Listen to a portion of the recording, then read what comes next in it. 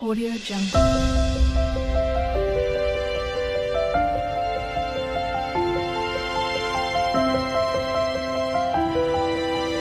Audio Jungle.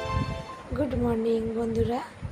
তো দেখো সকাল সকাল একদম রাস্কেট বিস্কুট নিয়ে ধরে বসে পড়েছি।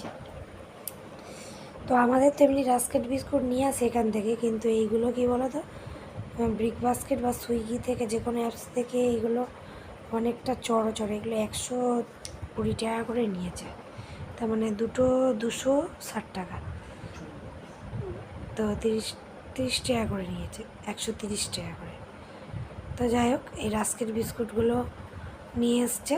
তো বিস্কুট ছিল না, আমাদের রাস্কেট বিস্কুটই বেশি খাওয়া হয়। আর মামামের জন্য মেরি বিস্কুট নিয়ে এসছে। তো তারপরে সকালবেলা আমার না এই বাঁ হাতটা থেকে বুকটা না খুব যন্ত্রণা যন্ত্রণা হচ্ছে কালকে থেকে, খুব শরীরটা খারাপ লাগছে। ওই জন্য কালকে না ভিডিও করিও নি আর এডিটও করিনি। তো এটা আজকের ভিডিওই দিচ্ছি।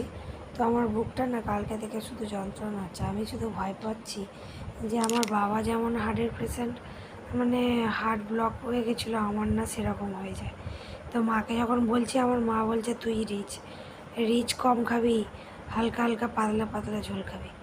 তো সকালবেলা মাছ পেঁপে ঝিঙে নিয়ে এসেছে, পাতলা করে ঝোল করলাম আর করেছি পটল ভাজা।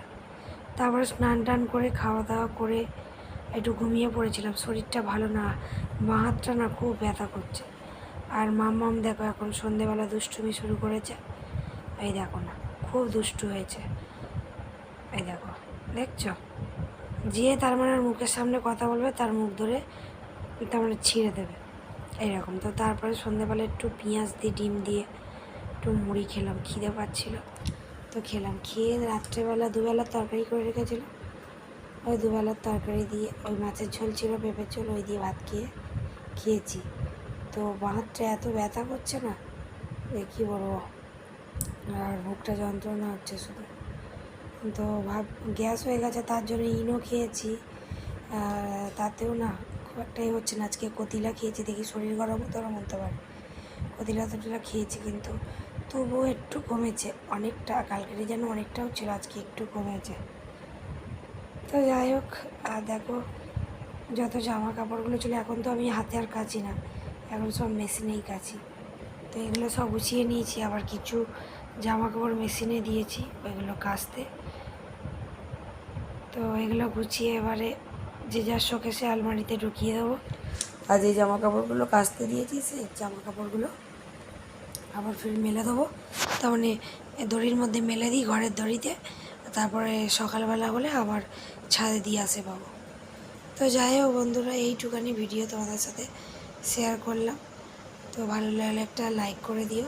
গুড নাইট, সবাই ভালো থাকবে, সুস্থ থাকবে, আর সবাই সাবধানে থাকবে, কারণ ওয়েদার চেঞ্জ হচ্ছে যেহেতু সবাইরই সর্দি কাশি সবাইরই হচ্ছে। আর আমাদের তো ওয়েদার চেঞ্জ হলেই আমাদের বাড়িতে সবাইয়ের শরীর খারাপে পড়ে।